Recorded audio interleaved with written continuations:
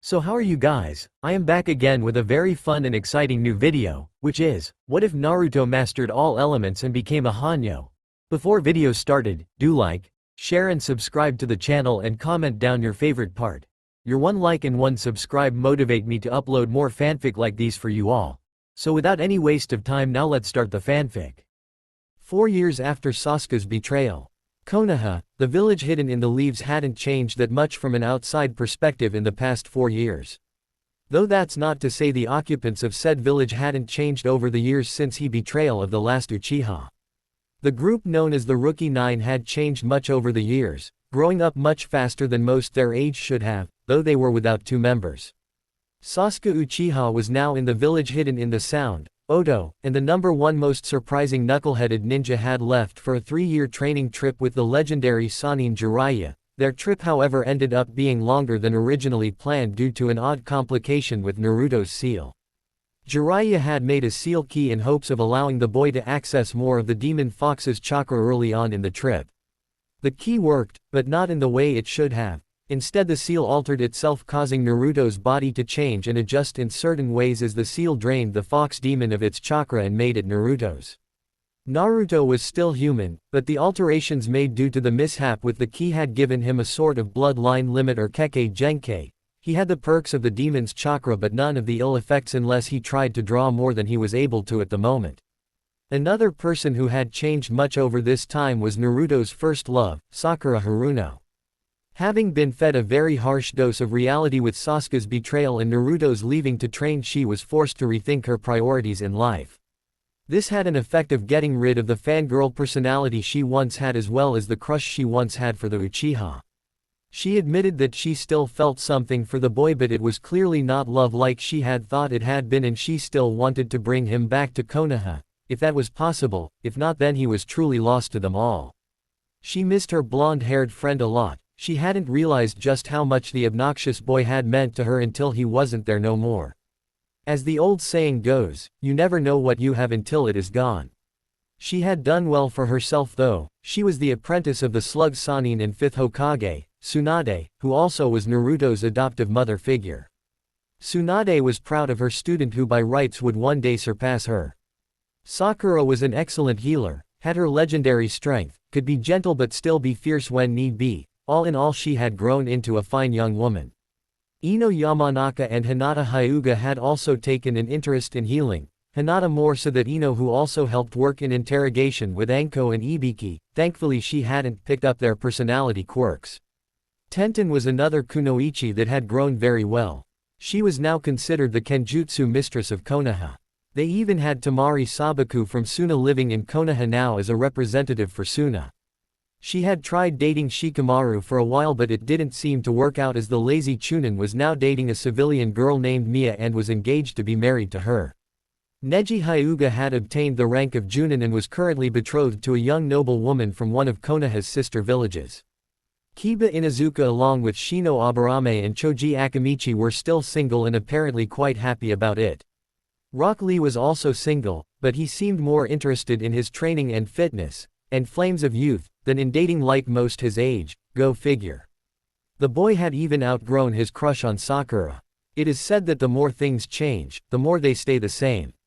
And that could quite very well be true. Despite their jobs as shinobi of Konoha, Naruto's friends, though more mature, were still the same people they always were. They were just smarter now, wiser and had more experience. They also didn't let childish things get in the way of their lives anymore. They had learned that in their line of work, life was simply too short. Tsunade sighed as she looked at her former teammate, the Toad Sannin. He had just arrived back in Konoha late last night and was preparing to make his report on Naruto's progress. She was worried for the boy. He was like a son to her and he had been through hell and back during his training trip. She was afraid he wouldn't be the same person she cared so much about when he returned. Well then, let's hear it, you old pervert, Tsunade said. Jiraiya smirked. Naruto, well, he has changed quite a bit over the past 4 years. Jiraiya started. In a good way, I assure you. He has become a lot like Minato was, and he still has Kushina's temperament and both their strong wills. Though he has matured quite a bit, he's still the kind-hearted, oblivious to females and unpredictable person he always was, but he has long since lost his immaturity. Jiraiya started. He's no longer loud, brash or a braggart. He's still got his sense of humor, but when it comes time to get serious, he is as fearsome if not more so than Minato was. The kid was a damn jutsu sponge, I tell you. He learned everything I could teach him in a little over a year and even created several variations of the Rasengan, some of which I can't even do. The brat even learned the Hiraishin in 3 months, bastard can do it without the aid of the special kunai too. Tsunade's eyes went wide. Holy shit. Just what level do you think he's on, Jiraiya? Let's put it this way, the kid beat my ass the last 3 times we sparred, and most of those B&A rank missions you sent us were completed by him alone. He has absorbed 6 tails of Kyuubi's power that are his own now and should have the other 3 by the time he turns 18. Because of that his bones are now diamond hard, his senses are more acute than the Inuzuka clans, and his natural physical abilities outclass yours in strength and mine or Kakashi's or Guy's in raw speed. He's not invincible though, Orochimaru and the Akatsuki could still kill him if he's not careful. Jiraiya warned. Tsunade sat back heavily in her chair. Damn, little brat. Sounds like he tried to turn himself into a weapon. She muttered. Jiraiya frowned. He did, he was able to retain his humanity and emotions, but he literally made himself into a living weapon when he discovered that he was absorbing Kyuubi's power at an alarming rate. Statistically his body shouldn't have been able to handle it, he should have died, but his own chakra reacted oddly with the seal, fused with Kyuubi's chakra and super enhanced his healing factor to the point it evolved his body rather than damage it, though he was in considerable pain for 2 weeks while his body adjusted. As such he is a Hanyo now, and when he turns 21 or the natural prime of humans he will stop physically aging. He can still be killed, but it'd be damn hard. Thankfully he can hide or summon his tails at will, so all things considered he still looks like a human as much as he still acts and thinks like one. Tsunade had a relieved look on her features knowing that her adopted son still retained his humanity. What rank should I give him? The council wants him to remain a genin, the bastards, but if his skills are as good as you say he could be ranked an elite junin easily. Tsunade stated. Jiraiya shook his head. No. He already said he didn't want any special treatment. He said he'd accept Chunin rank since he thought he earned it in the last exams he took, but he wants to earn his Junin status when the time is right. He also wants to take his father's surname, but once again wants no special treatment due to his father being the 4th. Like I said, he grew up quite a bit. Though he still calls me a pervert all the time, and he'll probably still call you granny sometimes. He chuckled. Tsunade smirked. She'd hug him first, and if he called her granny, she'd brain him for it later. Any other skills he'd pick up? She asked. His ninjutsu levels are quite advanced now, so are his fuinjutsu, and yes, I've already had him certified as a seal master. He's got a near mastery of the Ryukin-style taijutsu and is a master of two-sword mystical beast kenjutsu. Because of the Kyuubi he gained an affinity for all 5 normal elements and has learned how to manipulate them to the point he can recreate wood, ice and magma elements for jutsu. Jiraiya mused. But, my grandfather, he was the last master of the wood element. Tsunade explained. Jiraiya grinned. I know, why do you think I'm so proud to have the brat as an apprentice? He had rediscovered it, and thanks to his altered genetics any kids he has will gain the same affinities he has, including the 3 rare ones. They should also gain his enhanced physical attributes and enhanced senses as well, and we both know that the Namikaze clan was known for its high chakra levels and limitless stamina. We even decided to call his bloodline limit the omni-element Kekkei Genkei, since we know for sure his affinities will be passed on along with his abnormal chakra levels and stamina. Well, at least that should keep the council off his ass for a while at any rate. Tsunade mused. How did he train so much and get so far in just 4 years though? It takes most Junin at least a decade to get that far.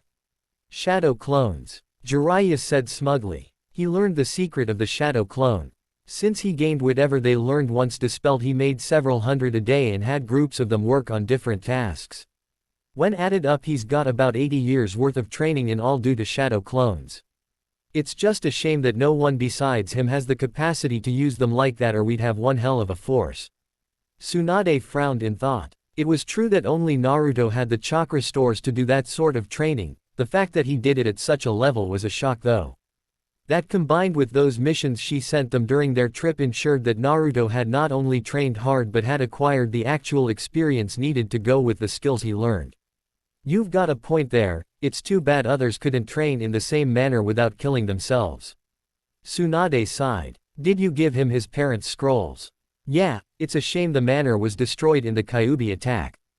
At least Sarutobi-sensei left him that house out by the Hokage monument. He said he'd be moving in as soon as he got back. All that's left is for you to give him his clan scroll. Jiraiya answered. When is he going to get back? I had thought he'd show up with you. Tsunade asked. He'll be back early tomorrow morning. He was helping with a small bandit problem in a small village just south of here when I left him. He told me to go on ahead and he'd catch up. The pervert grinned. The next morning, a lone figure walked along the old beaten path that lead to Konoha. It was just a few miles off at this point. Naruto Namikaze Uzumaki had grown much in the past 4 years. At 6 feet 4 inches he was no longer a midget like he used to be, and his body had lost all traces of baby fat, leaving a firm muscular build of a warrior, the right size and weight to optimize speed and strength. He wasn't overly huge like a bodybuilder, but he was far from a slouch either. His body was packed with firm, hard muscle that rippled under his tanned skin with each movement. Various scars littering his body is a testament of the hardships he had seen in his life. His eyes had remained the same, though their icy sapphire blue depths now held a piercing nature about them rather than total innocence.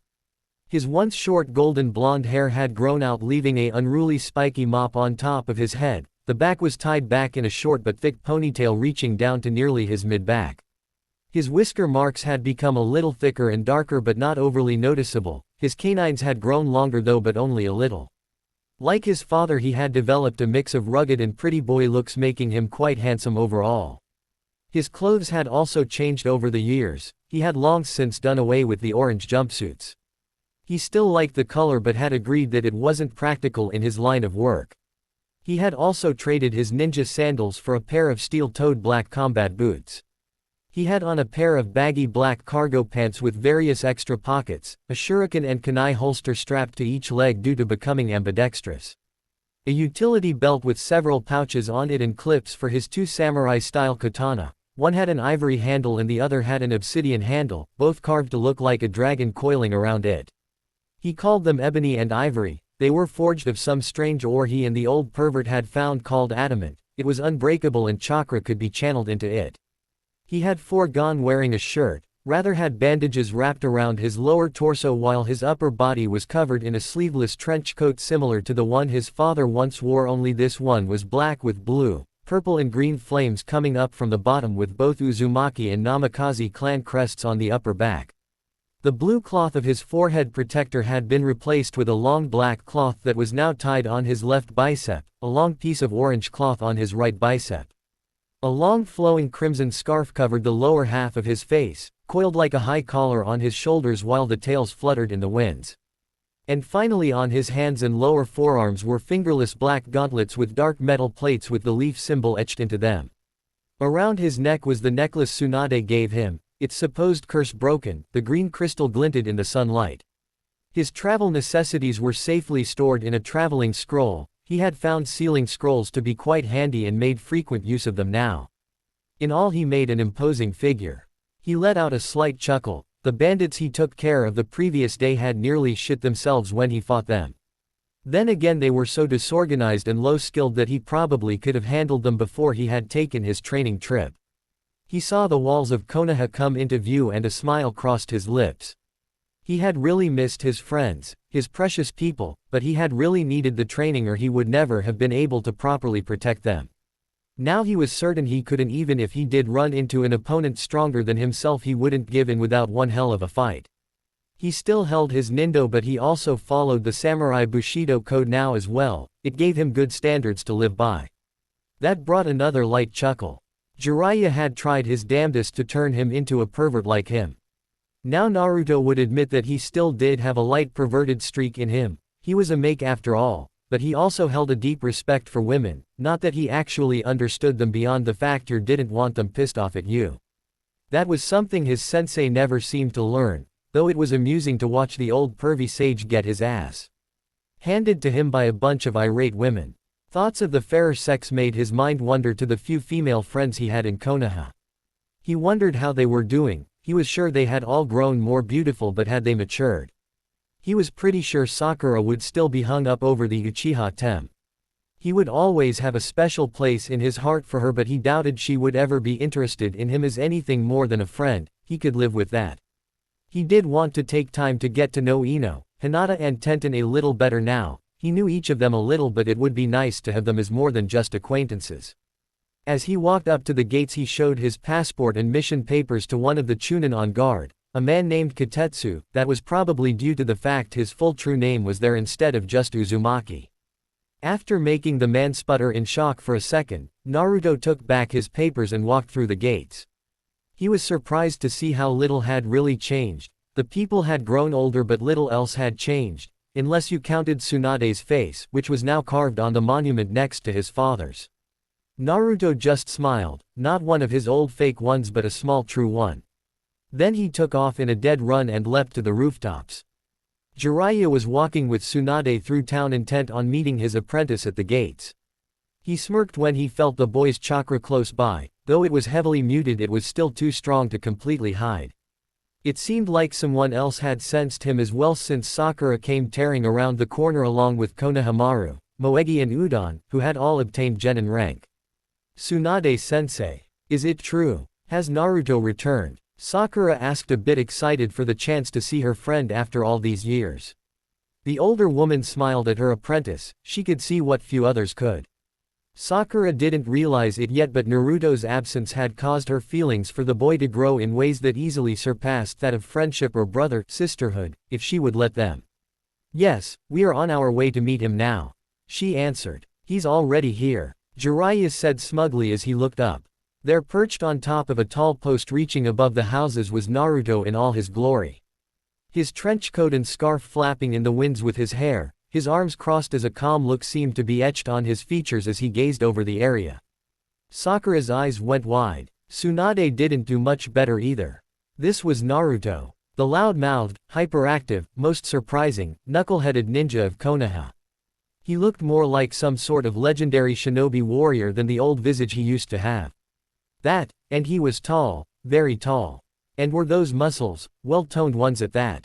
Sakura nearly drooled when his coat flapped open to reveal his bare chest. Oi, brat, you going to stay perched up there all day, or you going to come down to greet us? Jiraiya called out. Naruto slowly turned his head down to see Tsunade, Sakura, Jiraiya, Konohamaru, Udon and Moegi waving at him. He let a half-smile cross his lips and lazily stepped off the post and landed next to them without so much as a sound and with incredible ease. Told you it wouldn't take me long to handle those bandits, Ero Sennin, Naruto said, his voice a much deeper and rich baritone now that spoke of both great power and kindness. Naruto looked at Tsunade, his features softened a little more than usual. Hey, Mom, I missed you. How's things been going here in Konoha? His answer was to get the wind squeezed out of him by a happily sobbing Tsunade. He returned the hug, though he was a bit strained. Old or not, she was damn strong. He patted her back and told her he was back to stay. Sakura watched with a smile on her face. He had changed a lot, but it was obvious he was still the same kind and caring person he always was. His eyes, though having gained a piercing nature, still retained their old warmth and gentleness that she had long missed since he left. But they now held a deep sense of maturity and power. Hey boss. Konohamaru cheered excitedly as Tsunade let her son go so he could greet the others. So far she deeply approved of his changes. Naruto knelt down so he was eye level with his two little brothers and sister. Hey there Squirt, have you been training hard? He asked in a good-natured tone. I sure have, the boy exclaimed excitedly. I even have my own improved versions of your sexy jutsu now. Naruto just gave him a slight smile. You know, I've grown up now. You shouldn't be using perverted techniques like that anymore either. Such techniques aren't befit of genin or ninja. He said. Quote. Jiraiya pouted, it just wasn't fair. Tsunade and Sakura looked absolutely gobsmacked. That jutsu was actually an S-ranked kinjutsu and horribly perverted. To hear Naruto berate his own invented technique was a shock. Don't you use that jutsu anymore, boss? Konohamaru asked curiously. Shooting a slight glare at Jiraiya, Making him sweat as the two females glared at him, he replied. No. Not unless I am forced to. Granted, I'll admit that jutsu worked well on perverts, but it has little to no practical use as a real shinobi technique. I have no use for things like that anymore. Guess you could say I outgrew it. You really shouldn't use that jutsu anymore. It's actually pretty insulting to women. Instead, if you want to become great ninja, find your specialty. Naruto said in Big Brother mode. That's not to say you still can't pull pranks. Everyone needs a good laugh now and then. He added to ease the disappointed look on the boy's features. Sakura watched him as he interacted with Konohamaru, a light blush crossing her cheeks. He's grown up so much now. He's really handsome now too. If only I could have seen this more when we were younger, but he's back now, and maybe he'll wrap us up in those big muscular arms of his and kiss us until our toes curl. Inner Sakura finished, causing her to deepen her blush. What is your specialty, boss? Konohamaru asked eagerly. I have several now. Ninjutsu, taijutsu, kenjutsu and fuinjutsu. My genjutsu is still pretty low. My best advice to you and your friends is to find what you're best at and go with it. Nurture the skill and build on it, but don't become too dependent on just one skill. That's what happened to me with shadow clones. It's a really useful skill and has many uses, but I left myself too limited and stunted my own growth. Tell you 3 what though, if you can get permission from your sensei, I'll teach each of you a jutsu that best suits your skills. Sound good? He asked. Konohamaru cheered and the 3 12-year-olds glomped Naruto, who let out a chuckle and returned the hug. Jiraiya and Tsunade smiled at the scene. For all the horrible things Naruto had gone through, he had turned into one hell of a man.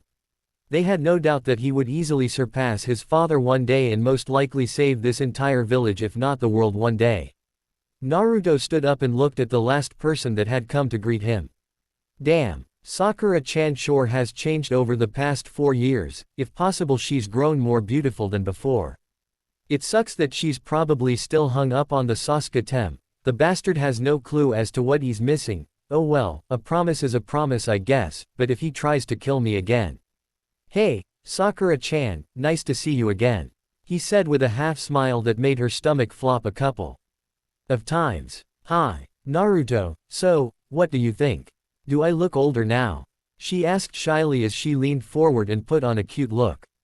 What happened next caused Jiraiya to gawk, his jaw hitting the ground, and Tsunade to beam in pride. Yes you do, you've grown into a beautiful young woman, a flower that has truly bloomed over time.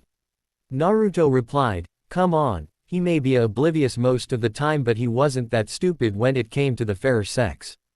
And to better his social skills with women, Naruto had a few shadow clones, read up on a few books on proper etiquette, manners and a few romance novels to get a feel for what women might like in a man. He was still a bit on the innocent side and sometimes oblivious, but nowhere near what he used to be. Sakura practically melted on the spot as she silent praised Kami for the changes her friend went through. He had left an immature, loud and somewhat stupid but kind-hearted kid and returned a strong-looking, kind and handsome young man. Hell, he even beat Sasuke in the good looks department now by a long shot. I haven't forgotten my promise to you either, Sakura-chan. I'll get Sasuke to come back, even if I have to beat the notion into his head. He added into his masked surprise. Sakura had frowned at the mention of Sasuke. He arched an eyebrow at that. Before she could say anything though, another familiar presence made itself known. Yo! Kakashi greeted and looked over at Naruto and let out a low whistle in his mind. Damn, he's grown a lot since he left, looks a lot stronger too. Naruto nodded at him. Hey, Kakashi-sensei, I got something for ya, he said, pulling out a new-looking familiar orange book and tossed it to the stunned Kakashi. It was Ika Paradise Tactics. It wasn't due for release for another few months. Eros Sennin gave that to me. Naruto's face took on a deadpanned look. He suggested I try reading it. I only got to through the first half of the first chapter, not quite sure what you see in those books, but have fun anyways. Hey, that is one of my best works yet, Jiraiya said indignantly. Naruto's eyebrow twitched. Well, it wouldn't be so bad if you focused more on the romantic and action values of the story rather than the smut, Naruto replied, crossing his arms. Tsunade snickered. Looks like you really did fail to turn him into a pervert. Jiraiya sighed in defeat. Don't remind me, still. I'll get him one of these days. Everyone is a pervert at heart. Naruto arched his eyebrow. Not likely, Ero-Sennin. The difference between me and you is that you have no inhibitions and use your research and books as a way to make up for your own lack of a romantic life. I on the other hand do not let those kind of emotions rule my judgment. Naruto shrugged as he knocked the toad Sannin down a few pegs. It's true that everyone has perverted thoughts, without them children would never come to be, but just because you have them doesn't mean you should go wild with them. Damn, that was cold, brat. Jiraiya muttered and pouted. Kakashi nodded as he hugged his new little precious like a baby. The females in the area, Sakura and Tsunade included, had raised the boy up a few notches in their opinion. Sakura idly noticed that several of the other young civilian females were staring at Naruto with unmasked lust in their eyes. She glared at a few of them, not even realizing she was doing it. How dare those tramps look at her Naruto like that? She was still so far shocked and happy at Naruto's changes and having him back that she hadn't even noticed that she was thinking of him in a possessive manner. Tsunade noticed though and smirked to herself, perhaps a little matchmaking was needed later. It's great to have you back, kiddo. Tsunade said, gaining Naruto's and the others' attention. I would like to offer you the rank of Chunin, but we need to get you a proper skill assessment first, okay? Naruto nodded. Sure, I was expecting as much anyways. Kakashi let out one of his usual eye smiles. I don't have anything to do since it's my day off, I could do the assessment. He offered, eager to see how much his student has grown. That is a splendid idea, perhaps Guy and Kurenai should join in as well. Tsunade mused. Has he grown that much? Kakashi asked curiously. Jiraiya snorted. The brat kicked my ass the last 3 sparring matches we had. Sakura started slightly and looked at Naruto. Just how much stronger did he become? Naruto smirked. I also have some jutsu I know you don't have, Kakashi-sensei, but if you want you can try to copy some of them during our match. I doubt that, Naruto, I know over 1000 jutsu. Kakashi said, thinking the boy was pulling his leg. Well, there are the ones I invented in my elemental jutsu. Naruto replied as Jiraiya smugly handed Naruto a element reader card. Naruto pumped some of his chakra into the card and it did something no one had ever expected. The card floated up out of his hand and split into 8 segments. The segments burned, got wet, crinkled, split, turned to dust, grew roots, melted into a smoldering droplet, and the last one froze and shattered. But that's impossible, Kakashi exclaimed. Sakura was stunned speechless and Tsunade, though she had been told, was still shocked to actually see it. For some it is. Jiraiya gloated. He loved bragging about Naruto these days. It's a Kekkei Genkai that woke up within him. We call it the Omni-Element Kekkei Genkai. He has a natural affinity for all the main elements and 3 rare ones. Ice, magma and wood. It's been tested and it's a part of his bloodline now, though I will admit it took him a while to master all of his element manipulations. Hey now, don't let all my secrets out, sensei. Naruto said in a warning tone. A true ninja always keeps a few secrets. Jiraiya just waved him off, scowling slightly at having his fun taken away. After all, how often is a sensei gifted with the chance to brag about having a prodigy? Kakashi was slightly stunned to see Jiraiya bragging it up instead of Naruto, but chalked it up to the boy gaining a good amount of maturity on his training trip. He was certain that this new Kekkei Genkai was a side effect of having the fox sealed in him, but damn, that was one hell of a piece of compensation. With Naruto's new bloodline limit, no jutsu would be beyond his grasp. He idly wondered what the council would do if they found out. Naruto glanced up at the sun and noticed it was nearly noon. Hey, do you guys mind if we cut this short for now? I want to get my stuff unpacked at my new house and get a bite to eat. I'll meet all of you at Training Ground 7 to do the assessment at 2. Good idea, you go get settled in and we will prepare things for the test. Tsunade said. Naruto nodded and vanished in a swirl of fire, shocking the shit out of everyone but Jiraiya, who was laughing loudly. The brat got bored one day and decided to make variations of Shunshin. He can use each of his different elements in it. He even taught me the water, earth and fire types, quite fun really. Well, I'm off to do a bit of research before the test. Later, Jiraiya said and also vanished in a swirl of flames to prove his point. Looks like things are finally going to get interesting around here again.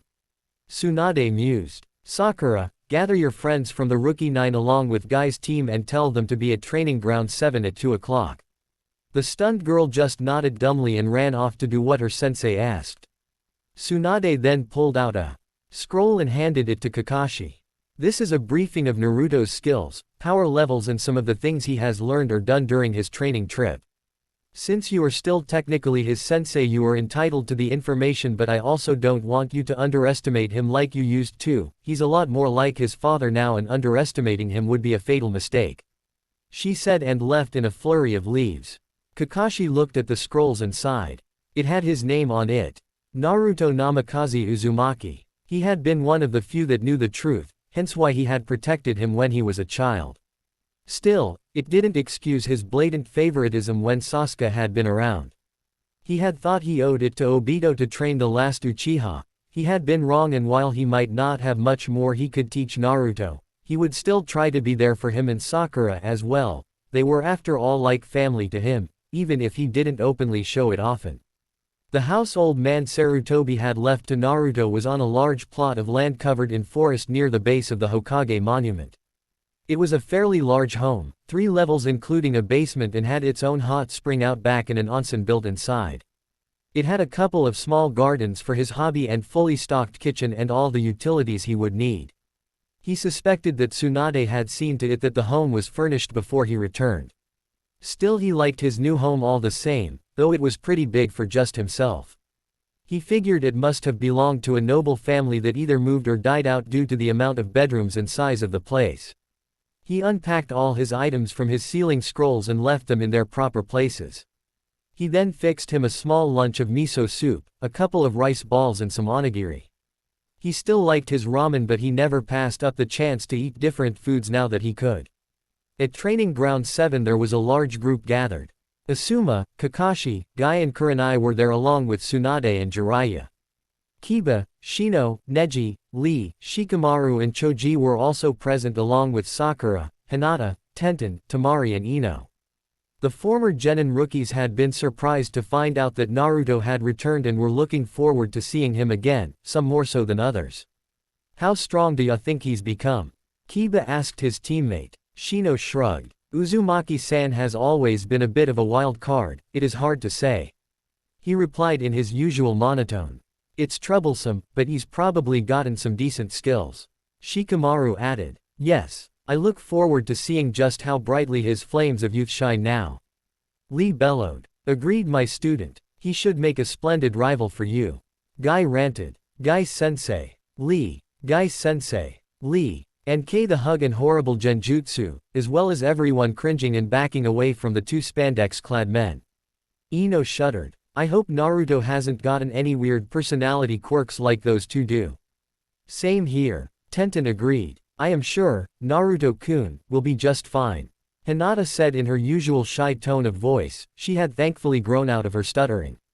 "If he's anything like what he was when he fought Gaara, then he'll be much stronger," Temari said confidently. Sakura just nodded her thoughts on Naruto, her eyes slightly glazed over and a faint blush on her cheeks.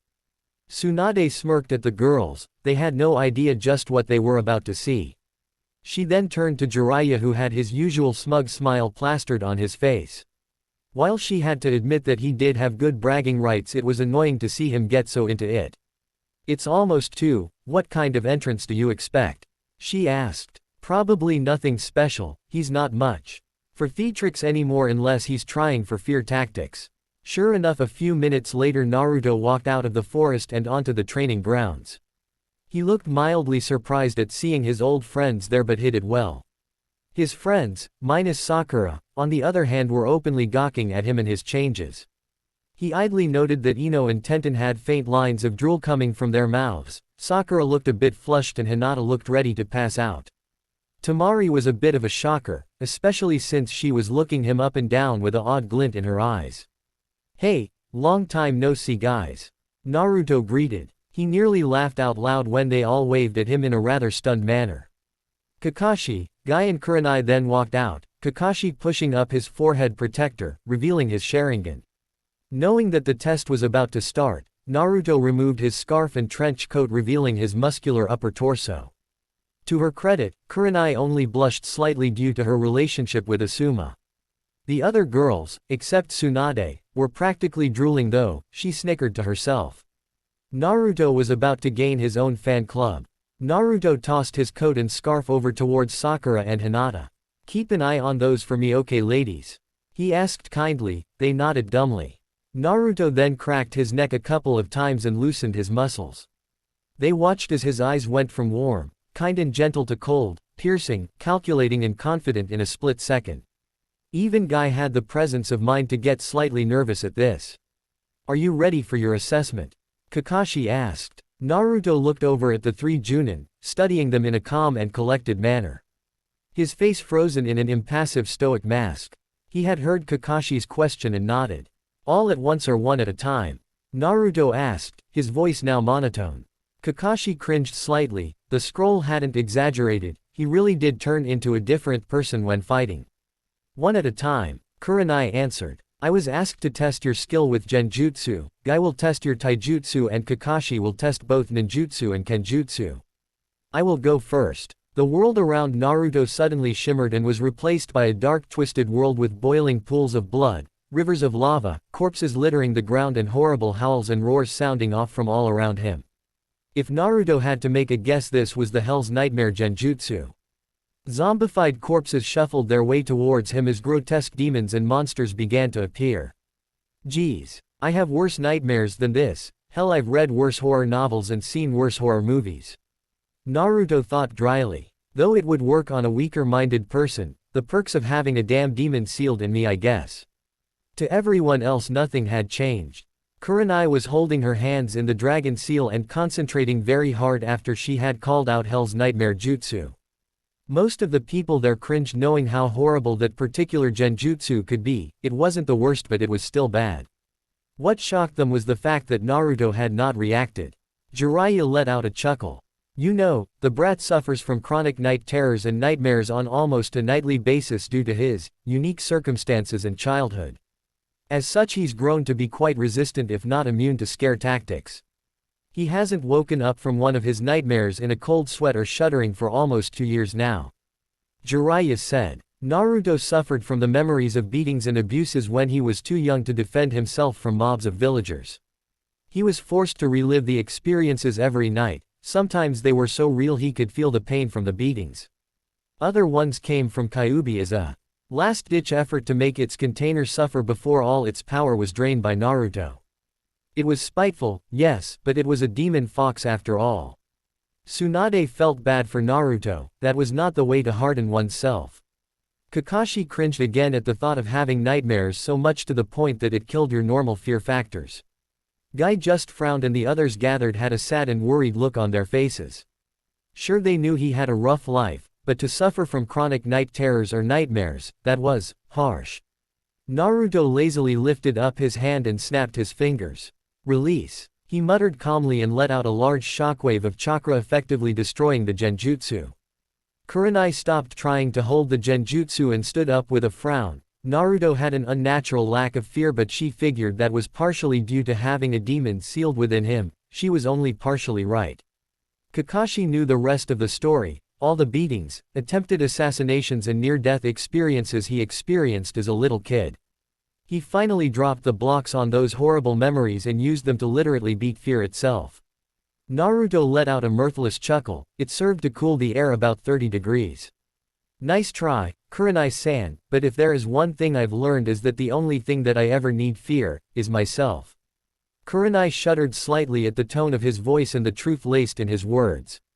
"Test 1. Genjutsu pass," she said and swiftly left the field. Guy then stepped up and released his weights and assumed a Guken stance. Naruto assumed a stance that gave the impression of a predator hunting its prey, just waiting to strike. It was known as the Ryuken or Dragon Fist style. A very powerful taijutsu that needed precise timing and accuracy to accommodate insane amounts of speed, stamina and strength. "Your flames of youth burn brightly, Naruto-kun. Let us start our youthful match," Guy bellowed. Naruto gave a curt nod, blurred and vanished from sight, leaving only a slight after-image.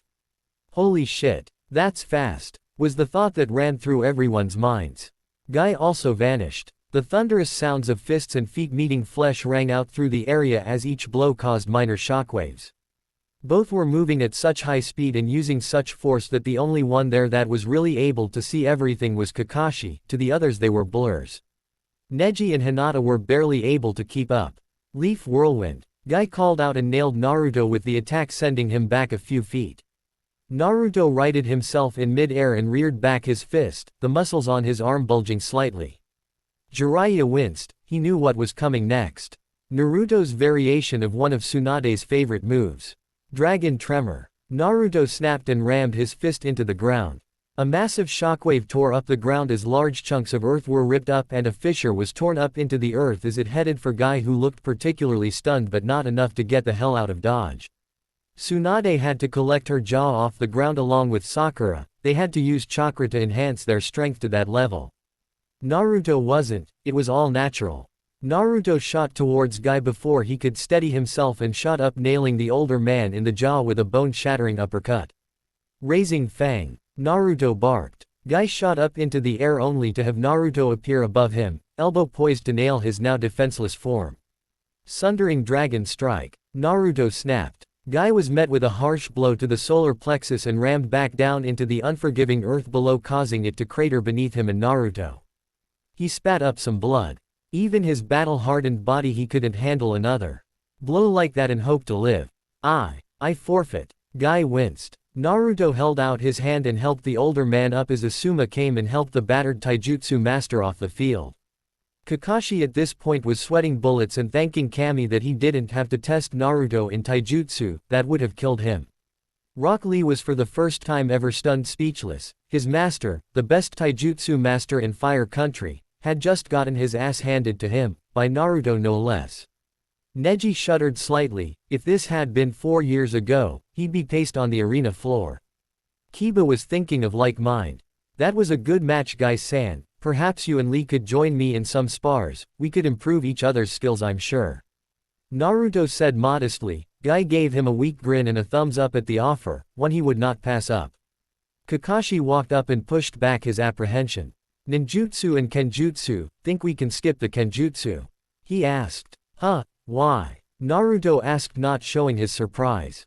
According to your information scroll, you are a master of mystical beast style. I am a moderate level with the flowing crescent moon style at best. I wouldn't be able to properly test you. Kakashi answered. Naruto fought back the urge to grimace. His style was a lost art he had gained from absorbing some of the bastard fox's memories. That was also how he learned Ryuken. It didn't help that he customized both arts to fit his own tastes either. The flowing crescent moon style was good but nowhere near the mystical beast style. Agreed. Naruto said, seemingly relaxing his stance. Kakashi saw this and threw several shuriken and formed a familiar cross seal. Shadow Clone Shuriken. Naruto smirked and ran through several seals. Wood Release, Wood Wall Jutsu. Naruto countered. A large wall of trees seemingly stuck together grew out of the ground, causing everyone to gasp in shock. The last person known to be able to use wood element jutsu to this effect was the first Hokage. Sarutobi had been able to do a few, and so did a man named Yamoto. Kakashi flashed through a few more seals. Fire Release, Dragon Fire Bullet Jutsu.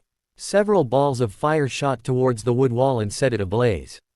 Naruto rolled out of the way and did a few seals. Wind Release, Drilling Air Bullet Jutsu. 6 softball-sized twisting balls of air shot at Kakashi faster than he could dodge.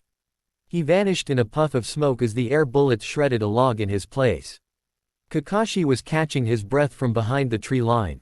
A thought crossed through his mind. It would be a low blow, a very low blow, but he wondered. Making 3 shadow clones, he then made them henge into Sasuke, Orochimaru and Kabuto. He sent them out to confront Naruto so he could come up with a plan to try to beat him. Test or not, Kakashi wasn't going to give up unless forced to. Sasuke, Orochimaru and Kabuto suddenly appeared from out of the woods. Though Sasuke appeared a bit older, he was still dressed in his usual outfit, and so were the snake and 4 eyes. Naruto stiffened slightly, his eyes narrowing dangerously. He didn't smell snake or sense tainted chakra, so he knew they were fakes, but it still pissed him off that his sensei would stoop to that level to try to get a rise out of him. Jiraiya blanched. Tsunade Haim, we need to get the hell out of here, now. Tsunade started and looked at her former teammate and noticed he looked afraid. Why? Because Hitaki just poked the wrong button. He said with a slight gulp. Hello Dobi, so nice to see you again. Sasuke said cockily. Naruto's eyebrow twitched. Kuku, what's wrong, Naruto-kun, not happy to see an old friend? Orochimaru asked silkily. Naruto's muscles bulged slightly as his chakra levels began to rise rapidly. We were never friends, he was just a useless dobe that could never hope to be at my level. Sasuke scoffed. Surprising the hell out of everyone, Sakura suddenly shouted in anger. Kick his ass, Naruto. A feral grin crossed Naruto's features as his eyes went from piercing blue to baleful red with slit pupils. Kakashi-sensei, your ass is mine when I find you. Naruto snarled, causing said copy ninja to gulp. Perhaps this was not the best idea he could have had. The three clones under the henge cringed. Chakra began swirling around Naruto's hands, a powerful orb of spiraling energy forming in each hand, each looking like a miniature typhoon. The clone of Sasuke began doing a Chidori in hopes of countering the Rasengan. Naruto slowly pushed both Rasengan together, making one very large basketball-sized Rasengan. The raw power whipping up around Naruto was staggering enough to force some of the others to their knees. The power, it was inhuman almost. Chidori. The Sasuke clone cried out and dashed at Naruto. Odama Rasengan. Naruto growled and shot towards his opponents. The massive spiraling sphere shredded through the clone of Sasuke, the Chidori glancing off it and discharging in the clone's hand. Before the other two clones could even move, Naruto had arrived and slammed the large Rasengan into the ground and released it, letting out a massive explosion that tore up nearly half of the training ground. Dust and chunks of earth were kicked up ruthlessly and scattered about as a small mushroom cloud rose from the impact zone. Naruto was nowhere to be seen. Kakashi nervously made his way back into the grounds only to suddenly be trapped in a large cage of ice. Naruto walked slowly out of the smoldering crater he had made with his Odama Rasengan, his eyes blue once more but giving off an eerie glow. The copy ninja gulped as Naruto walked up to the cage, reached through and grabbed the front of his vest and jerked him towards the icy cold constructs keeping him imprisoned. If you ever pull something like that again, sensei or not, I will kick your ass so hard your grandmother will feel it and I will personally burn every perverted book in Fire Country. Naruto growled. I do not like to be reminded of how foolish I once was or how I lost my friend to the darkness, are we clear? Cr Crystal. Kakashi gulped. Good. Naruto said, letting him go and touching the ice prison, turning it into water, releasing Kakashi. So, do I pass? Naruto asked, his kind smile and features once again in place showing there really weren't any hard feelings. Scared tactics were fun when they worked. Kakashi gave his usual eye smile and nodded. Yeah, you pass, you've grown up a lot, Naruto, I'm proud of you. Naruto chuckled, all tension gone now. Thanks, sensei, I had to grow up sometime though and I have people I still wish to protect. He said, glancing at his friends. Glancing about the training ground, it was easy to see that nearly all of the area had been destroyed, there were even a few trees uprooted. The truly sad part was, Naruto had only used a quarter of his full power and nowhere near the total amount of skills or jutsu he had. Simply put, anyone below cage level wasn't much of a challenge to him unless they had an extraordinary gift. Not that he wasn't omnipotent or anything, demons gave him a hell of a time and anything above a six-tailed demon would probably wipe the floor with him. And all of the Akatsuki and Orochimaru were cage level missing ninja, none of them would go down easily. Naruto walked up to the stunned group of friends, he noted that while they didn't seem afraid of him they were shocked. He had no idea he had made a few of them feel more than a little inadequate with his power. Naruto grabbed his jacket and scarf and placed them back on. How the hell did you get so powerful? Kiba suddenly asked. Lots of specialized training and several bouts with enough physical pain that one of Ibiki's torture sessions would seem like a spa treatment. Naruto said dryly. That caused a wave of cringes to sweep through the group. Upon a closer look at Naruto, faint scars could be seen littering his upper body, even the large ones made from Chidori. Okay, I'll give you that, but it still doesn't explain how the hell you got so much chakra, it was inhuman. Kiba complained. An odd look crossed Naruto's eyes for but a second but was replaced by his now usual look. I've always had abnormally large amounts of chakra, it was one of the reasons I had so many problems with control as a kid. My parents were also known for their unusually high levels of chakra, so it kinda runs in the family. Naruto said by way of half-truth, he wasn't ready to give out that secret yet. So you found out who your parents were. Shikamaru asked. He had a hunch, but Tsunade answered for them both as she presented Naruto with his new Chunin vest and his clan scroll that had been waiting for him here in Konoha. Naruto is the son the Kushina Uzumaki, last heiress of Whirlpool's Uzumaki clan, and his father is Minato Namikaze, the Yellow Flash and our late 4th Hokage of Konoha, also the last of the Namikaze clan. She said. Shikamaru smirked. Figured a much. He mused. Now if I could only figure out why the 4th would seal a demon into his own son, then the puzzle would be complete. Troublesome, but Naruto won't be giving out information like that anytime soon. Oh well. Perhaps that explains Naruto-kun's changes. He has ignited his flames of youth to burn brighter to honor his father.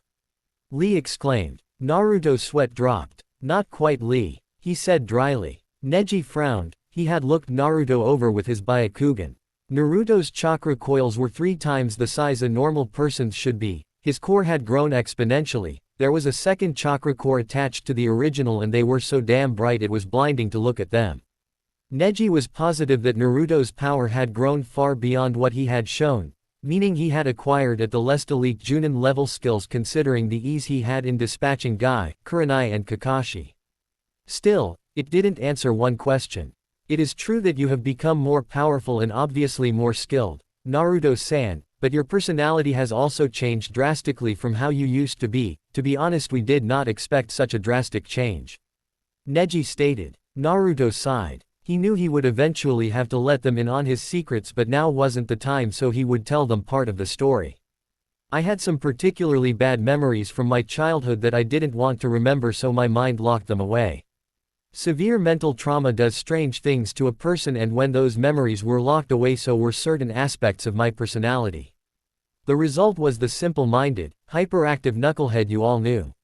The incident also severely screwed up my ability to have proper thought processes without total concentration, and gave me a rather short attention span for the most part. Naruto said, an odd look crossing his face, a cross between looking as if he had bitten something sour and a pained look. I guess I had thought that so long as I remained a kid, then nothing really bad could happen to me.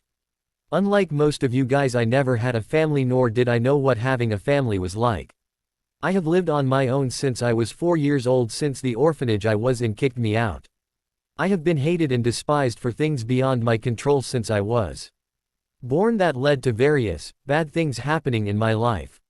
Still, I survived. What doesn't kill you makes you stronger, right? Because of this hate, though, I never had anyone that was willing to properly teach me anything. The only 2 people willing to in the beginning were very busy, and I didn't want to add to their burdens, so I tried my best to learn things on my own. Obviously I didn't do a very good job, but it was enough to survive. My extreme like for ramen was born from the fact that it was the only food I could afford. The reason I wore those damn orange jumpsuits were because it was the only things the shops would sell me, at triple the cost value, and it at least gave me some attention, something as a child I had craved. My tools. I scrounged them from the needed to be fixed or needed to be tossed bins behind ninja tool shops. Everyone had gone dead silent as Naruto began explaining some of his life to them. None of them knew it had been that bad, though he might be exaggerating. The sad and shamed looks on the adults told them otherwise. The looks told them he was severely sugar-coating the story. That little fact hit each of them in the gut like a lead weight. I've never had an easy life. I never wanted one either, though it would have been nice to have things a little more pleasant than they were and still will be.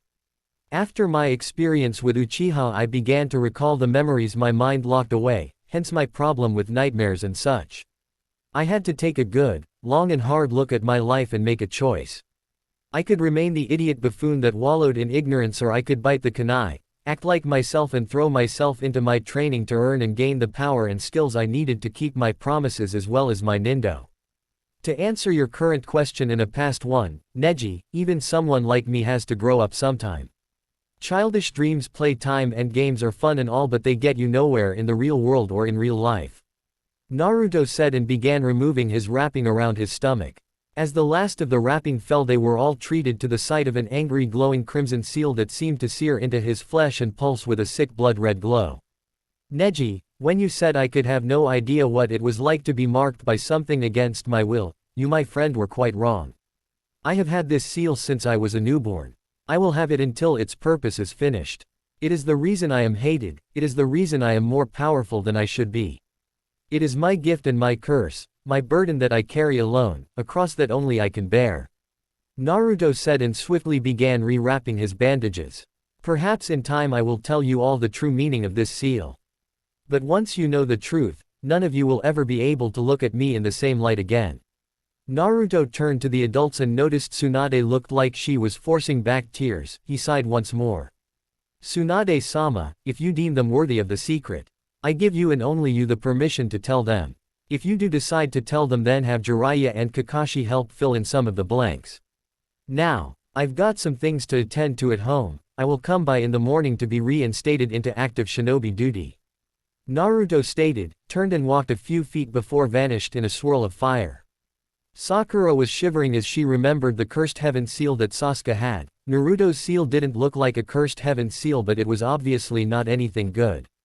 The only consolation she could find was that it didn't seem to affect him personally too much. Maybe it wasn't something she should worry too much about, yet.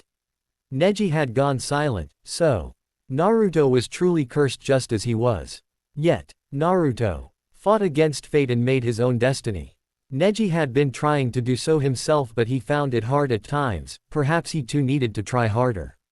Tsunade decided to speak up before questions started flying. I am sorry, but if any of you want to know about the truth behind the seal on Naruto, you will not only need his express trust by mine as well, plus his permission and presence when the information is given. It is considered a SS class secret and we will leave it at that. Now, you may all return to what you were doing. I have some work to do at the office. Good day to you all. Tsunade stated before vanishing in a swirl of leaves. Jiraiya and the other adults followed suit, leaving a very confused and curious group of teens. Naruto stood silently upon the head carving of his father on the Hokage monument. Unlike earlier, he wasn't bothering to hide his 6 long golden blonde and silver-tipped furry tails. His ears now resembling that of a fox and up higher on his head, his eyes still the same icy sapphire blue but with slit pupils. It was dusk, and he watched as the clouds in the sky swirled with various pinks, blues and purples as the sun began to set in the distance. The lights of the village began lighting up as the nighttime stars began littering the sky. It was truly a beautiful sight to behold. Though his mind was on other matters at the moment. I shouldn't have said what I did earlier. I've just guaranteed that they will all learn about the damn fox now. Sigh, I knew it would have to happen eventually though, perhaps better sooner than later. It will make the pain of their rejections hurt less. Sakura-chan, she sure grew into a beautiful young woman, so did Hinata, Ino, Tenten and Temari for that matter. Hey, it's not like it really matters in my case. I never had a chance with any of them as a human. As a Hanyo it will be a cold day in hell. All that time I spent trying to learn about how to be a gentleman was probably wasted. Still, at least I won't look like an ignorant moron in public anymore, so that's a plus. I wonder how long I will be able to stay here when the truth gets out. Will they exile me or try to have me executed? Eros Senin seems to think that things will work out, but I think he's being a bit over-optimistic. Granted, I prefer to look at things in a positive light, but one still needs to see things realistically as well. Naruto glanced down at his pocket where his clan scroll was sitting. He had yet to read its contents. It was likely just a letter from his father and some information of what would be expected of him as a Namikaze. He'd read it later, perhaps with Tsunade in private so she could answer any questions he might have. I wonder, Dad, would you be proud of me? What about Mom? Would either of you despise me for becoming part demon? I know I was chosen for the sealing because you didn't have the heart to do that to another person's child. You knew, didn't you, Dad? You knew what would happen, but you knew I would be strong enough to handle it, didn't you? Hey, sometimes I question your wisdom and judgment on that, Pops. There are times that I still want to just either curl up and die or just vanish off the face of the earth. But, that would be giving up, and I'll be damned if I just gave up. Just not my nature, I guess.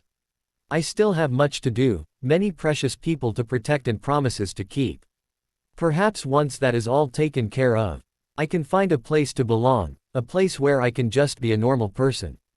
Considering my damn lifespan, so long as I'm not killed, it shouldn't be too hard. A few centuries and I'll be all but forgotten, and then I could have a fresh start. I'll do that if becoming Hokage really just turns out to be a fruitless dream.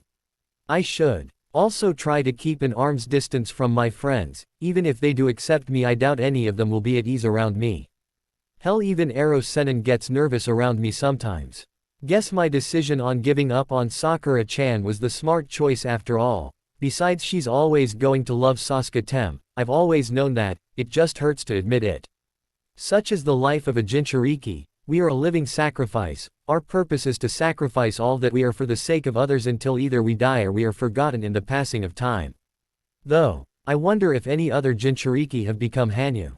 Probably not. Hanyo are beyond rare. Naruto's introspection was cut off by a faint sound and the scent of books and dogs. He remained silent and continued to watch the sun set. Yo, thought I might find you up here. Kakashi said walking up. How you doing, Naruto? I'm fine. Did Tsunade or Ero Senin send you to find me? He answered with a slight chuckle. Kakashi frowned behind his mask.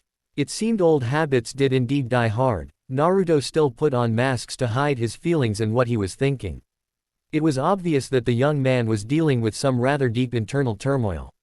Something he, Kakashi, was all too familiar with. He too still dealt with his inner demons daily, though not in the literate sense like Naruto does. Neither sent me. I just wanted to see if you wanted to talk about it, might make you feel better. Kakashi offered. Naruto arched an eyebrow. You've never really offered this kind of help before, Kakashi-sensei, what's the change for? Kakashi sighed. I made a lot of mistakes when acting as your sensei for Team 7, I am trying to correct them as best as I can now. Sasuke was perhaps always out of reach and I shouldn't have shown such favoritism, something I will always regret. But I still need to try and help where I can. If it's any consolation, I know some of what you're feeling. Naruto nodded, there was no deception in his words or hidden agenda.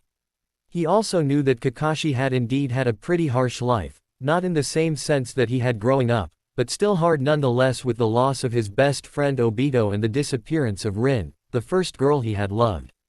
As for past mistakes, who was he to judge? He wasn't perfect either. I'm surprised the ears and tails haven't freaked you out yet.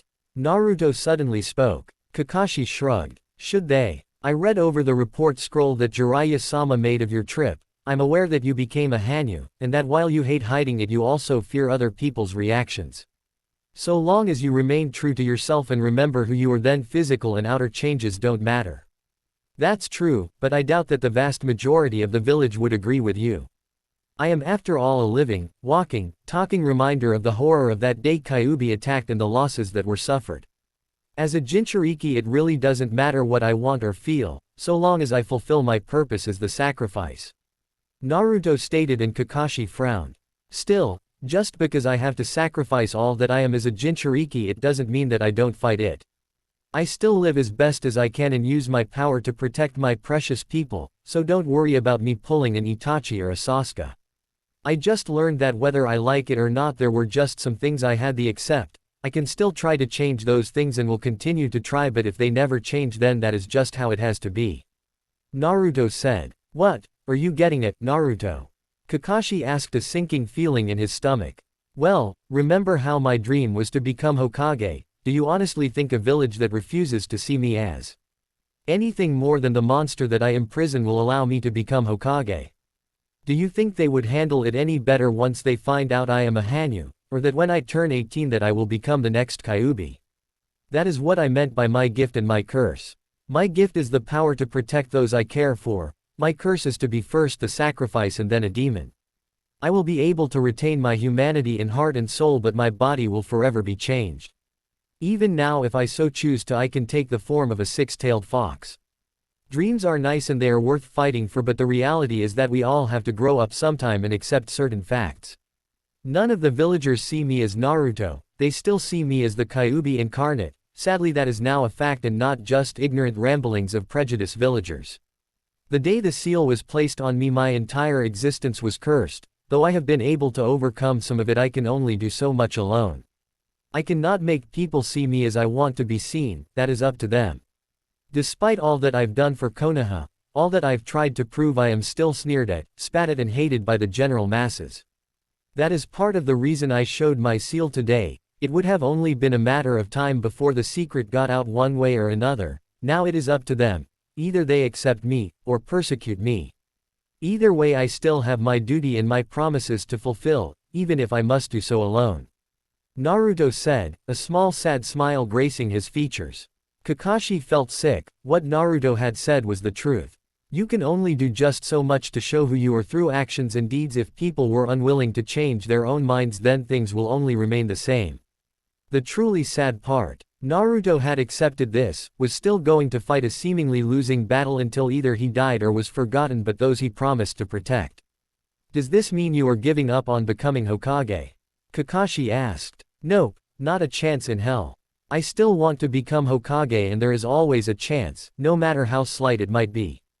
But I do expect the council to try and either exile or execute me before I ever get the chance. I know for a fact that only a small handful of people on the council even respect old man Sarutobi's and my father's wishes concerning me. Naruto said, I'm just contemplating on how close I should allow my friends to get should some of them accept me as I am now. You sound like you expect them to be like the damn villagers. Kakashi said, crossing his arms. Well, it wouldn't be a first. The young Hanyo replied dryly. Surely you don't think that Sakura would act like that? I thought that you were, well. Kakashi asked. Naruto let out a sigh. Sensei. I gave up on Sakura-chan about 3 years ago. Her heart belongs to Uchiha, it always has and probably always will. She's a good friend, but I don't think she'd like the fact I'm half fox demon. It was hard to finally realize that, and it hurt. But the simple fact remains, she is a human. I am not, no matter how much I act like one. I will always be her friend, even if she end up hating me. Naruto said, shrugging. Damn, you have changed a lot. But don't you think you're being a little too down on this? I mean, surely you have a chance at happiness somewhere. Kakashi said. Maybe someday, in a few centuries, when my name only appears in text and not memory. To be honest, I really don't know how people will handle the truth about me now. I hope that I am wrong. I really do, but I'm not going to get my hopes up only to have everything crash back in my face. Naruto said, frowned and turned slightly to gaze into the dark forest behind him. He didn't notice Kakashi begin to sweat slightly. Naruto shrugged it off. There had been a slight scent, but it had been muffled. He could sense a few genjutsu, like the ones Anbu used to conceal themselves. Figuring that was what it was, since the Anbu were always prowling about, he let it go. Well, Kakashi-sensei, I'm going to head home, get a bit of dinner and go to sleep. I'll see ya around, Naruto said and leapt off the monument and vanished from sight. Kakashi turned around. He had known someone had followed him, but he wasn't sure just who it was, since they actually hid themselves pretty good, though he was nearly certain one of the presences was Sakura. You guys are lucky he passed you off as something else. Anbu most likely. Now come on out. Kakashi said, his hand near his kunai pouch just in case. Sakura was the first one to walk out. The others that followed surprised the hell out of Kakashi. Following her out was Ino, Tenten, Hinata and Temari. Each of them had a pensive and slightly sad look on their face. Kakashi relaxed a bit and sighed, so much for secrets. You ladies do realize that what you saw and heard must never be repeated. If you do, it could mean your deaths. He said in his usual lazy tone. They nodded. Sensei, was it really all true? Sakura asked nervously. Kakashi narrowed his visible eye. Do you intend to treat him like those ignorant bastards in the village do? He almost growled. No. Sakura yelled, a disgusted look on her face. I want to help him, damn it. Nonplussed, Kakashi asked. Oh, and why is that? Is it because you're his friend or is it something else? I used to treat him horribly. She said, looking down ashamed. I had no idea his life was so bad. Not that is a worthy excuse, but I want to help him now. He's always risked so much for me and never asked for anything in return. I just want him to see that he is accepted, even if he does have fox tails and ears. It's not like he asked for what happened to him, is it? No, he didn't. Kakashi sighed. I assume the rest of you ladies feel the same. He asked the other girls. Yes, if it hadn't been for Naruto, my little brother would never have regained his humanity and found a reason to live.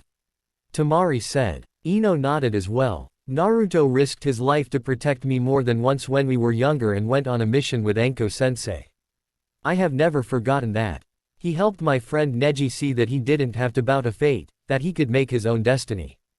Tenten said. Naruto-kun gave me strength. He helped me to grow strong and believed in me when no one else did. Hinata said. Interesting, so, Naruto has touched each of these girls' lives in some way or another. Helping them without ever expecting anything in return. Perhaps, maybe they could help him heal the wounds on his soul now. It will take time, but maybe Naruto doesn't have it as bad off as he thinks he does. Kakashi thought. That is good to hear. Naruto needs friends like you five to be there for him. I think the burdens of his life have finally started to weigh him down too much. But don't rush into anything, it will take time and patience for him to heal from all the bad things that have happened. Just be there for him, let him know he is wanted and that none of you care about what he is, it is who he is that counts. I'll let all of you think it over for a while, just remember to keep things quiet and good luck. Kakashi said and vanished in a swirl of leaves. Perhaps some talks with Tsunade would help things along as well. 5 girls either walked or shunshed away deep in thought. This had been a day for big revelations and they each needed to sort things out in their heads before they tried to help out their favorite blonde fox boy. Each also secretly making plans on getting Naruto to warm up to them, in hopes of not only gaining his friendship but love as well. Naruto sneezed 5 times as he washed his dinner dishes and felt a couple of odd sensations run up and down his spine. What the hell was that all about? He wondered as he continued to wash dishes. A sudden sneaking feeling told him that things were going to change soon, be they for better or worse, only time would tell. After leaving the 5 girls to their own devices, Kakashi decided that a little report to Tsunade and Jiraiya was in order, though he knew they had watched the whole thing via the Hokage's crystal viewing orb.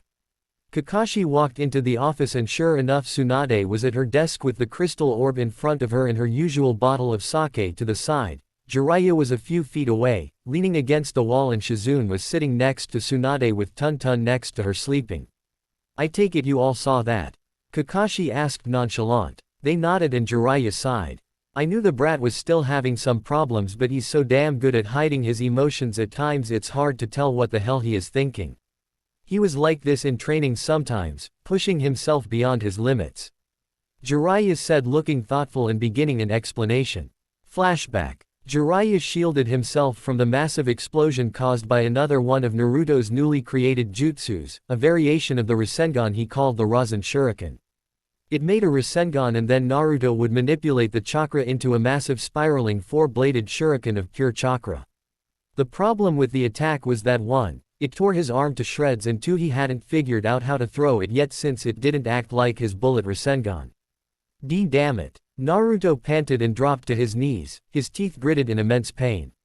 3 tails weakly moving behind him. Jiraiya ran up, cringed and winced at the same time. Naruto's entire right arm was shredded, in some places the bone was clearly visible. Most of the flesh on Naruto's hand had been ripped off leaving only a few nerve endings, bone and shredded tissue. Naruto. Are you trying to fucking kill yourself? Jiraiya raged. Shakily Naruto raised his maimed hand and arm as crimson chakra leaked out. Slowly tissue, muscle, veins, arteries and nerves began growing back. Naruto's face was twisted in a scowl of pain as the chakra also caused a searing burning sensation to rip through his arm as it repaired him. A spurt of blood from behind the teen hit the ground as a 4th tail grew from his spine. Sorry. Arrow Sennin, but I must do this. I have to get stronger so I can protect my precious people and keep my promise. I was too weak to bring Sasuke back the first time. I was too damn foolish and ignorant to realize that I needed to grow up and stop being a kid, to take responsibility for my actions. Naruto ground out through gritted teeth. Naruto. I know how you feel. When Orochimaru defected from Konoha I blamed myself. I always thought what if I had been a better friend, what if I could have prevented it, what if this, what if that, but the truth was, Orochimaru chose his own path of his own twisted free will and there wasn't anything I or anyone else could have done to stop him. Uchiha is the same, granted the cursed seal corrodes the mind but he didn't have it long enough or use it enough to do that type of damage. It was his own darkness, his own thirst for power that let him make the decision to become a traitor. Had he truly cared, he wouldn't have betrayed all of you for selfish ambitions and delusions of grandeur and power. Jiraiya said placing a hand on Naruto's shoulder. You don't think I don't already know that? Naruto asked in a quiet monotone. Childish ignorance allowed me to believe that he was my friend, my brother if you want. But the damn reality is I was nothing more than a rival first and a stepping stone to the Magankyo second. A dark scowl crossed Naruto's features. I was arrogant and stupid. And then in a childish hope of making the girl I liked happy, I tossed my own desires to the wind and made a promise to bring the bastard back to her. I realize now that was just another one of my childish mistakes, but it would be dishonorable to break a promise, even if it shouldn't have been made. So I will return the bastard to her, beaten to within an inch of his pampered and spoiled life if I must. Then there is the Akatsuki, they want to rule the damn world using the power of the Biju. Damn foolhardy bastards don't realize that if they try to do things like that they will open a Pandora's box that they won't be able to close. Those are two of the main reasons I work so damn hard. I can't let that happen, and I will not let them hurt my friends, so a little pain means nothing. Naruto stated as he watched skin start to form on his hand, the healing nearly finished. Jiraiya sighed. But do you have to nearly kill yourself? And who the hell said anything about having to toss your own happiness away? If you like that Sakura girl, then you should tell her, the Uchiha be damned. Naruto gave a bitter chuckle. If only it were that easy. She could never love me, especially now that I truly am a demon. Jiraiya resisted an urge to bop him upside the head for that remark. She will always be in love with Sasuke because she has yet to grow up, and out of foolish obsession, she might never get over that. Besides, I am a Jinchuriki, it is my job, my duty and my curse to always sacrifice everything that I am for the benefit of others. Granted, I fight against it, but sometimes I just grow tired of it all. Naruto closed his eyes. Even I have my emotional limits. He then passed out from chakra exhaustion and pain. Jiraiya frowned. Ever since he tinkered with the seal and Naruto began absorbing the demon fox at an accelerated rate, and the demon stopped messing with his mind and thought processes. Naruto had become much smarter. But with that came many painful truths, memories of the past, and nasty realizations that no person his age should have to deal with. Granted, the abuses and tortures he suffered as a child didn't help, but the realization of a Jinchuriki's role, basically karma's way of kicking you in the nuts, more than once, dangling something you desire in front of you and then delivering another kick whenever you try to obtain it. End flashback. And that's pretty much how it went. Jiraiya said tiredly. The kid has had a damn rough life, with one boot to the ass after another. Anything he has gained has only come from sacrifice. Every day he sacrifices something, be it happiness, physical or mental health, or even power at times, just to ensure that everyone else remains in their own blissful little worlds. Sometimes I wonder if it wouldn't have been better if he had just remained the happy-go-lucky knucklehead he was before I messed with the seal and stopped that damn fox from messing with his mind. At least he was happier when he was dim-witted. But it's not like he doesn't have happy moments now, right? Shizune asked, a bit upset for her little brother. He does sometimes, but he hates pity, so he puts on a smile so people don't worry about him. He may have gotten rid of the facade of the fool, but he still wears a facade, always smiling, just not in the ignorant or arrogant manner he used to. Jiraiya shrugged a bit. By nature he is a very kind, gentle and giving person, but he has a darker nature as well, born from all the hate and pain he has received. It doesn't control him, thankfully, but sometimes it does get out, especially if he loses himself to anger or rage. The damn fox can't take him over anymore, but the kid's own rage is nearly as bad and brings out a bloodthirst comparable to Kyuubi's. Tsunade frowned. Do you think that could become a problem? I don't think so. I've yet to see him attack an innocent, but when he's like that I still can't get through to him. I learned to just wait it out until he either cools off or kills what pissed him off. Jiraiya answered. I wonder if your Jewel or Tanzo's special abilities could suppress his power when he's like that to cool him off. Kakashi wondered. It would if he was an actual Biju, or if he was using Kyuubi's tainted chakra when he gets like that. Jiraiya mused. Tainted chakra? Shizune and Tsunade asked in unison.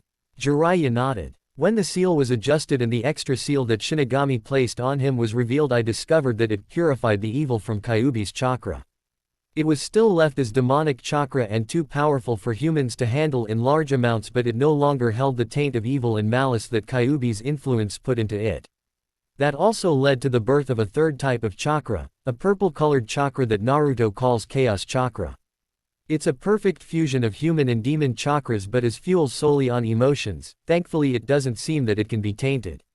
But depending on Naruto's emotions at the time depends on how it can work, and since it is a fusion of human and demon chakra, it's much stronger, requires less control than demon chakra but more than human, but if used in large amounts it leaves his body more stressed and weak when he stops using it.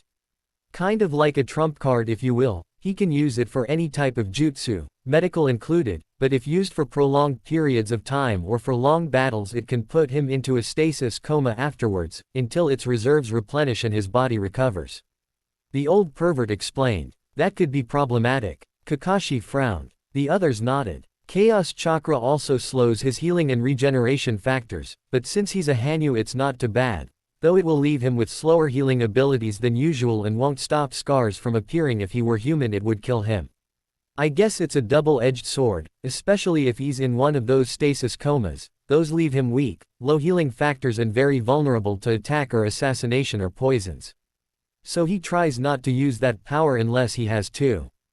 Jiraiya added. Kakashi sighed. Well, back to the reason I came here, what do you think we should do about the girls? They found out his secret and I don't think he knows that they were there, but he did suspect someone was despite all the concealing jutsu they used. Personally I think they would be good for him, he could use a bit of brightness in his life. I agree, but I don't want him to turn into a bigamist or a playboy either. Tsunade stated. Jiraiya snorted. Good luck with that. He may have gotten a bit better at reading and knowing what women want, but that only goes just so far. He is still painfully innocent with women. Did any of you know he's never even kissed a girl before and the only female he's ever really hugged was Tsunade? Maybe that Sakura girl, but I don't really know. Beyond the more simple factors of a relationship he is completely oblivious and innocent and more than a little shy. I tried to work some of that out of him, but he got pissed at me because it was taking time out of his training. He read a few romance novels to get an idea of things, but they only helped him a little.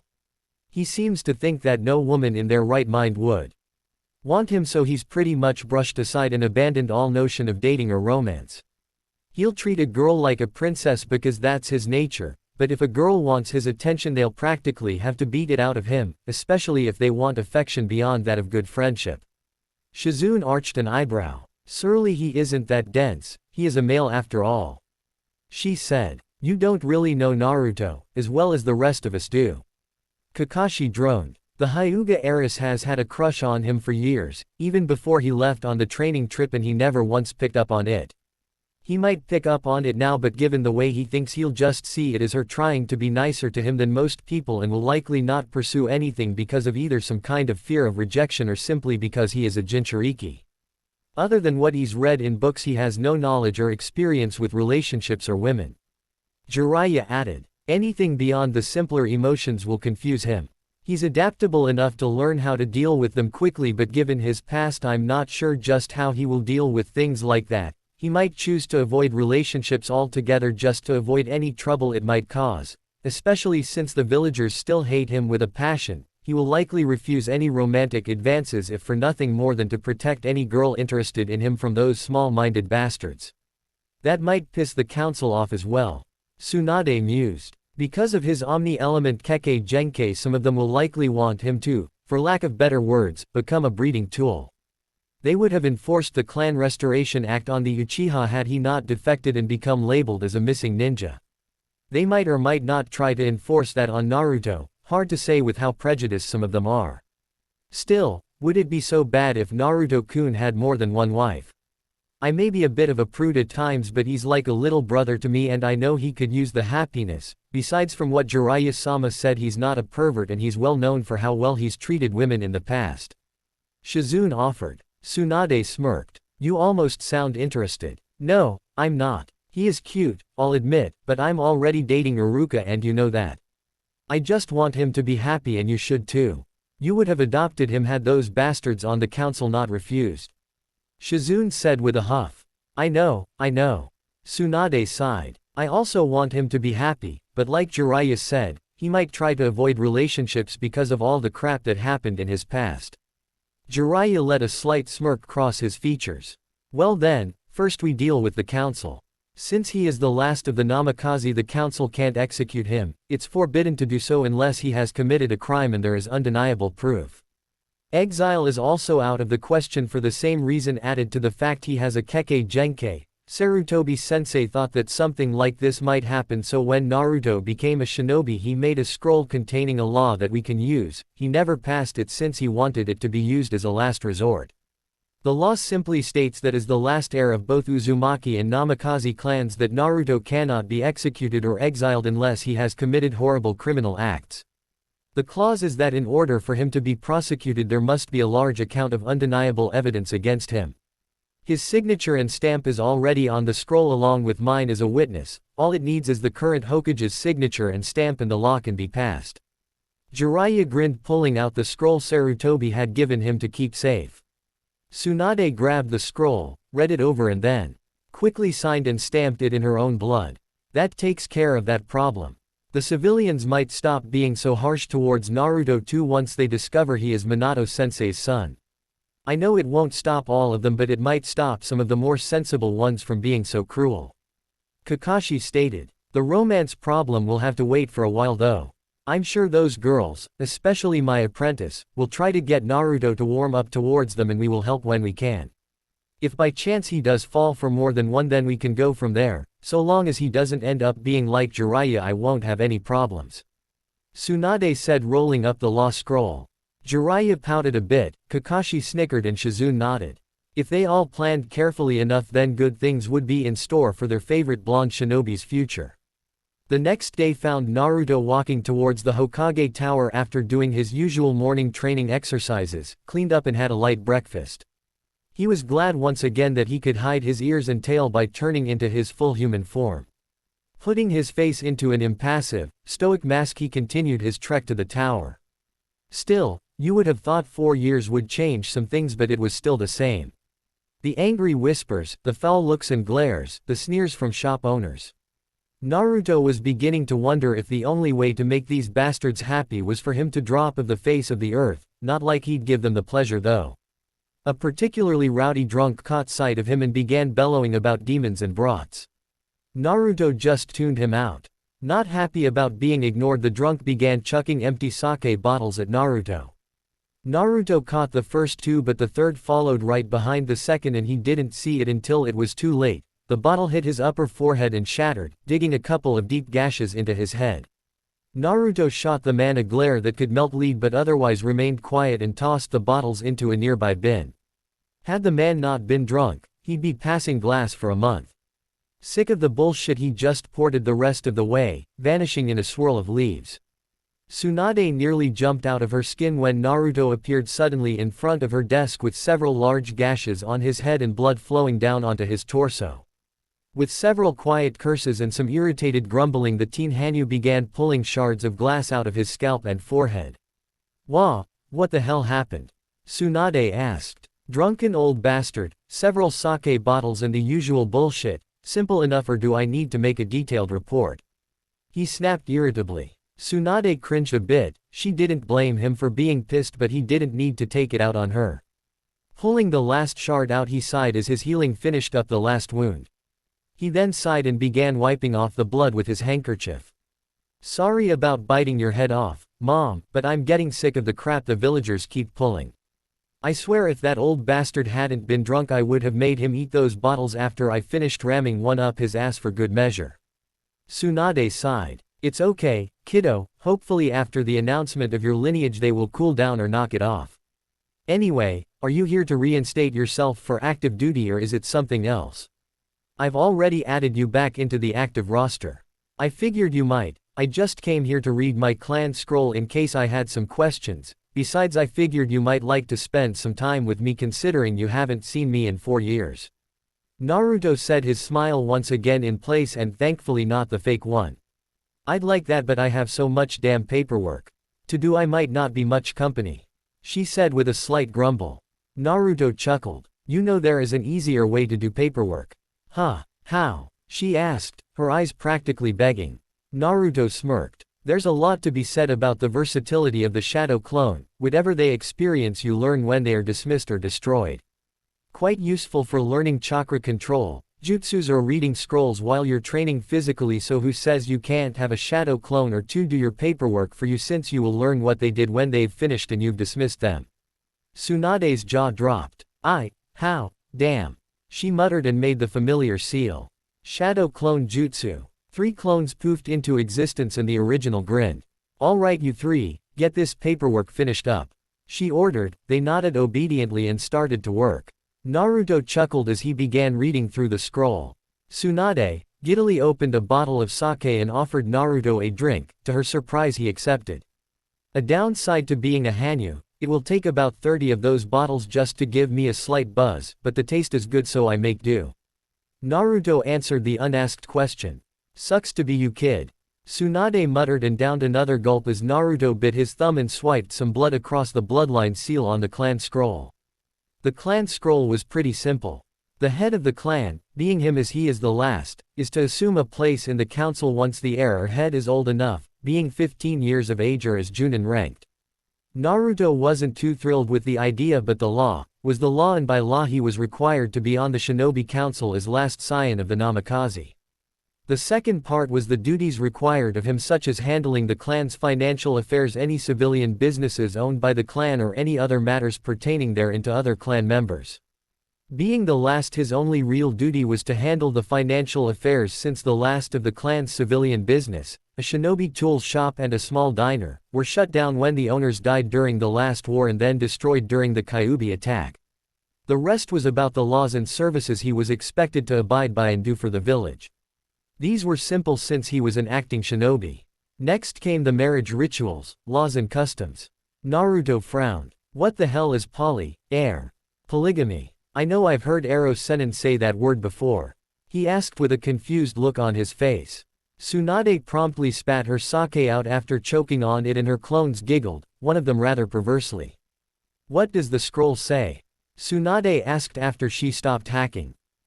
Let's see, it's here under the part for marriage rituals, rites, customs and laws. Naruto began. Here. As the Namikaze clan predates the founding of Konoha, it is still under some old laws and practices. One of which is polygamy. In the event that there are few to no clan members left, the heir or clan head is within his or her right to practice polygamy to ensure the continued existence of the Namikaze. If the last scion is female, then all children born to her must carry the Namikaze surname by law. The rest is smudged. I can't read it. Naruto still looked confused. Tsunade looked at him for a moment. 3, 2, 1, and busted out laughing to the point tears began streaming down her face. For once fortune has smiled on her and this could be just what they needed to ensure Naruto gained some happiness in his life. All she had to do was play her cards right, a little manipulating here and there. What the hell is so funny? Naruto asked, slightly annoyed. Tsunade calmed herself slightly and regained most of her composure. Naruto-kun, polygamy is the practice of having multiple spouses. She answered with a snicker at his dumbstruck expression. Was his rather intelligent reply. She snickered again. It means that you, as last member of your clan and heir to the Namikaze name, can marry more than one woman and will be encouraged to ensure the next generation and growth of your clan. She smiled lightly but was holding back a smirk. This is perfect. Not only would it really piss off those bastards on the council, but if we can get Naruto to warm up a bit, some or all of those girls might just have a chance with him. Then they can work on healing all the pain he holds in, that and I want grandbabies. Naruto felt a sudden headache coming on, sighed and rolled the scroll back up. He should have known there would be something like this in the scroll. The Tem would have been in the same predicament if he had remained loyal. Then again, he did always wonder if the prick wasn't batting for the other team. After all, who in their right mind would pass up girls like Sakura and Ino? Well, he would, but he actually had valid reasons, such as keeping them safe and the fact he doubted they would even give him the time of day once they found out what he was. Sasuke on the other hand, he had no real reasons. That whole I am an Avenger crap was a load. Hell, he even tried the sexy jutsu on him once, not so much as a twitch, though he could swear that he caught Sasuke checking Kakashi's ass out once. Kami, if his sensei knew that, he'd have flipped his gears. Maybe that was part of the reason he went to the pedophile hubby Tem. Naruto let out a slight shudder at the thought. Well, at any rate, I'm fine with taking a place on the council as head of the Namikaze, heir, sort of. I'll do it, but only because it's the law.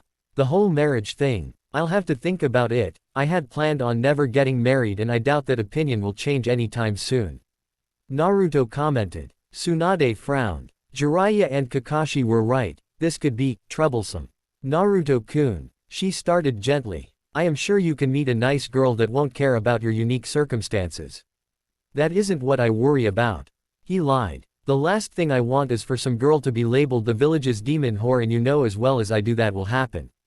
She would be in near constant danger of beatings, abuse and probably rape, and I'll be damned if I am the cause of that kind of treatment. Don't you want kids someday? Tsunade asked a bit sadly, the truth in his words stung all the more hearing them coming from his own mouth. Yes, I'd love to have children someday. One of my biggest dreams was to have a large family. But unless some miracle happens and I'm suddenly accepted by everyone, I will not pursue any kind of relationship further than friendship with any woman. Naruto shrugged. It's not like I'd know what the hell I was doing anyways. I didn't even get the talk until I went on the trip with Ero Sennin, and I tuned most of that out because he was being a bit too perverted for my tastes. But if the village became more accepting of you, then you would consider it. I just want you to be happy, Naruto-kun. Everyone deserves to have some happiness in their life, and I don't want you to end up like me. Well, that is if you could actually age, damn. Sigh, I just don't want you to feel lonely anymore. You might be able to hide it from most, but I can tell, and so can Jiraiya and Kakashi. We all know that kind of pain. Tsunade said softly. Naruto closed his eyes for a moment and massaged the bridge of his nose for a moment to ward off any possible headaches. If I was shown some acceptance, I might be inclined to consider dating, and thank you for your concern, Mom, it is appreciated. But until that time I have promises to keep and a people to protect. The Akatsuki and Orochimaru are dangerous. I need to keep my focus on them, and whatever other tasks I might have in the village or what missions you might give me. Naruto said. Well, at least he isn't completely against the idea. Tsunade mused. Was there anything you needed me for today? Naruto asked. There is a council meeting. She checked the clock. In about 5 minutes. Damn, I lost track of time again. I suggest you attend since we will be revealing your heritage. The fact that you opened the blood seal on the scroll and the birth certificate that was found with it will be all the proof needed. I'm not going to be able to hide the fact I'm part demon anymore, am I? Naruto said more than asked. Unfortunately no. It will only be a matter of time before someone figures it out. To be honest, some already know of your secret. One of them is Shikamaru. He figured it out on his own. Your friends aren't kids anymore. They are ninja. It will be impossible to keep this a secret from them forever, and as Hokage I was duty-bound to add all the details concerning you into the reports for the Shinobi Council and to affect the Elder and Civilian Councils. I'm sorry. I didn't want to add it into the reports, but it's better done sooner than later. Tsunade apologized. Shit, this could cause a lot of problems. Naruto muttered as his mind raced through possible scenarios. Don't worry too much, kiddo. Sarutobi-sensei made a law for just such an occasion and had Jiraiya hold onto the scroll for him should it ever be needed. I signed the scroll last night and it has been added to the information given to the council. So unless you are caught with undeniable proof doing some sort of horrible crime or betrayal, the council can't execute or exile you. Tsunade smirked and held up the scroll. Naruto chuckled. Good old Ji-chan, always thinking ahead. Well then, this should make things a bit easier. Since I will likely have missions and such to deal with, would you mind if I nominated you as the acting Namikaze representative should I be out of the village? Sure, since I have to attend all the meetings anyways, it shouldn't be a problem. Tsunade agreed. Let's go then. Naruto smirked. Tsunade returned the smirk. Now, all I have to do is get him a girlfriend or two. Get him promoted to Junin once he has the proper amount of missions under his belt, and then I can name him my successor as Hokage and retire in peace. Naruto and Tsunade walked into the massive council chambers, a large circular room with rows of climbing stands and small desktops much like those he saw in the academy's lecture halls. On the lowest levels of the seats were the civilian council members. To his surprise, he saw Kyuki Ichiraku amongst them, as well as an attractive pink-haired woman that looked a lot like Sakura. Just behind them were the Shinobi Council seats. Amongst them were the Hyuga, Aburame, Nara, Akamichi, Yamanaka and Inazuka clan heads, as well as the leader of Root Anbu, Danzo, an old warhorse that has a habit of making his troops into emotionless weapons subservient to him. And finally, behind them at the topmost seats there were the three elders' seats. One was still empty due to Sarutobi's death. His teammates Homura Mitokado and Kaharu Udatane were the only ones there. Hokage-sama, why have you brought that demon here? A pudgy-looking merchant from the civilian council asked. Naruto arched an eyebrow. Half-demon actually, and I would have thought as a member of the council you would show a bit more tact and finesse, especially when dealing with someone who has enough power to end your existence at the snap of a finger. Naruto said in monotone, his face masked in his usual stoic and impassive look. The rotund man began sputtering and turned a nice shade of cute. Homura looked down at the teen Hanyo. Is that a threat, Uzumaki-san? Homura asked. I'd prefer Namikaze, and no, it was not a threat. I was merely trying to put a point across. My point being is that while I do have the power and ability to raise this entire village to the ground, I will not. As much as many deserve it, I will damn the innocents for the crimes of the ignorant. I will continue my duties here in Konoha as a shinobi, but know this. I am loyal to only Tsunade Hime and those I deem worthy of my loyalty. If I am attacked in any way, I will defend myself as it is my right to do so. Naruto said, leveling a diamond-hard glare at the entire council. I know that many of you do not like me, the feeling is mutual. That aside, I still desire a peaceful coexistence with the others living in this village and to take up my duties as the Namikaze clan head. As long as I am granted my peace, and if you could kindly see to it that I'm not scowled at, sneered at or hated wherever I go and be allowed to do business with local establishments, I will give you my word on my honor and my clan's honor that I will do all in my power to protect Konoha and her people so long as they do not attack me. Naruto droned. The Shinobi Council looked sufficiently impressed. The offer was a good one. Konoha would be safe with an up-and-coming demon lord acting as its protector. Naruto noticed a slight gleam in Danzo's visible eye. Naruto let out his true form, causing many to let out gasps as 6 golden blonde furred tails swayed about behind him. Naruto leveled his gaze with Danzo, the two sizing each other up. Naruto's Perkin gaze never wavered against Danzo's hungry and calculating one.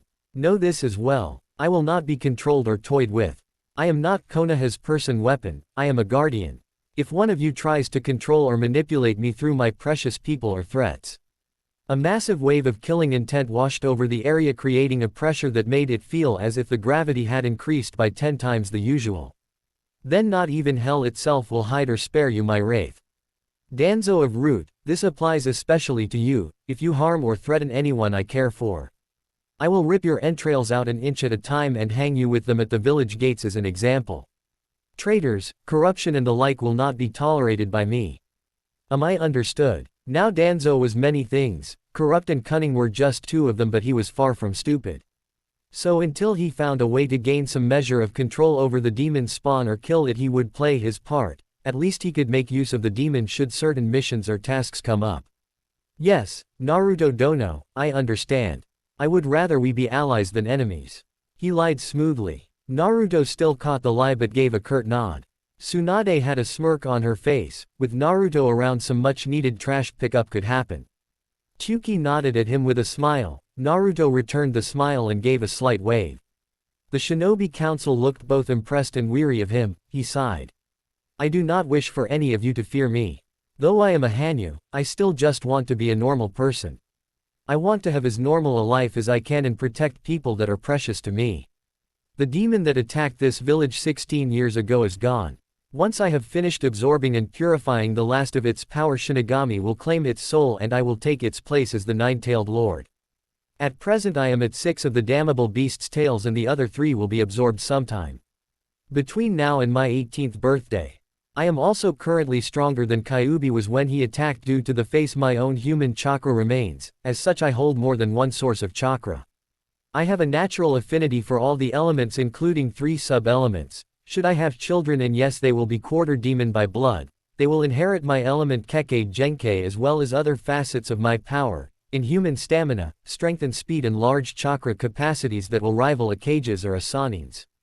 Naruto said. He really didn't want to play this card, but it was a minor manipulation considering how Konoha favored its bloodline limits. Tsunade was surprised as well, but she knew he was doing this as a measure of gaining favor from the council. She could also use this to her advantage sometime later if she needed to. Naruto himself was mildly surprised to see that he was easily gaining the support of the shinobi clans. In fact, they had all Even the stuck-up Hyuga had seemed to show him, dare he say it, respect since he had entered the chamber. Perhaps things wouldn't be as bad as he first thought, though he still needed to keep an eye out for bastards like Danzo. Namikaze-san, might that be your true form? Kaharu asked curiously. Actually, my base form is what I came in with. I was human to start off with after all. But I can assume the form of a six-tailed fox in various sizes. Naruto said and shifted his form again. After a large puff of black smoke faded, there stood a horse-sized six-tailed fox. However, where Kyuubi's form was frightful and instilled fear with its blood-red fur and eyes, Naruto's form did not. Naruto had the same golden blonde-colored fur as he had hair in his human form, and he a set of softly glowing icy sapphire blue eyes. Where Kyuubi's aura had given off a feeling of malice, rage and hatred, Naruto's gave off a feeling of warmth, safety and protection. I can currently increase my size to be about 3/4 of what Kyuubi's original size was. Once I finished absorbing its tails, I will be able to grow a bit larger than that. Naruto stated and shifted back to his base human form. I trust that is enough to satisfy your curiosity. Various heads nodded, some looking at him in awe while others, mainly his previous abusers, looked on in utter fear. Naruto sighed. I noticed that some of you still fear me. He shook his head. Please do not. I have not given you any reason to fear me. If it is my taking revenge against any of you for past abuses you are worried about, then don't. I may not be able to forget, but I will readily forgive. I was and still am a living, walking and talking reminder of the horror you all suffered when Kyuubi attacked. You all seem to forget though that I too was a victim that day. I lost both of my parents because of that damn fox Tem, and was then forced against my will to carry my parents and many innocents' murderer around inside of me while I suffered for its crimes. I sacrificed my entire childhood. I am a Jinchuriki, the living embodiment of sacrifice, the jailer and eventual executioner of the nine-tailed Lord Kyuubi. Once the fox is gone, my job as a Jinchuriki will be finished, but not my duty as a shinobi or a guardian. I still don't expect many of you to like me, nor do I ask for anything more than some simple acceptance so that we may all move on with our lives. Naruto said, looking around the room. Tsunade was impressed. She hadn't expected Naruto to change the meeting around as he had done, but he wasn't the #1 most surprising and unpredictable shinobi for nothing. It was time. Honored members of the council, Naruto Namikaze has now spoken his piece and intentions for the future thus far. I now ask for a vote. Will you accept him as the clan heir of the Namikaze, allow him to take his rightful place as a member of the council, me being his speaker when he is not present, and accept his offers for protection in return for his own well-deserved peace and acceptance? Tsunade asked. To vote yay, raise your hands now. Every member of the Shinobi Council, and surprisingly the two elders, raised their hands, followed by about half of the civilian council.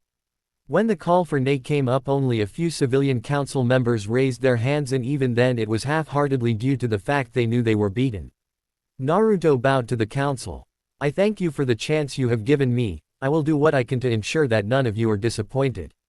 Good, now then, later today, Naruto will be publicly announced as the heir to the Namikaze clan. However, the third's law still stands. As such, only Naruto can tell those he wishes about his Hanyo status and the Kyuubi. I know he has planned on telling some of his friends in the near future anyway, so do not concern yourselves with minor details. Now, we all have much to do, so as of now this meeting is dismissed. Tsunade said. Both Naruto and Tsunade turned and walked out of the chambers. Some rather deep revelations had been made this day, but be they for better or worse, no one was sure. The only thing they did know was that things would definitely be different from this day forward. Hope you guys enjoy first part of this story. Do like, share and subscribe.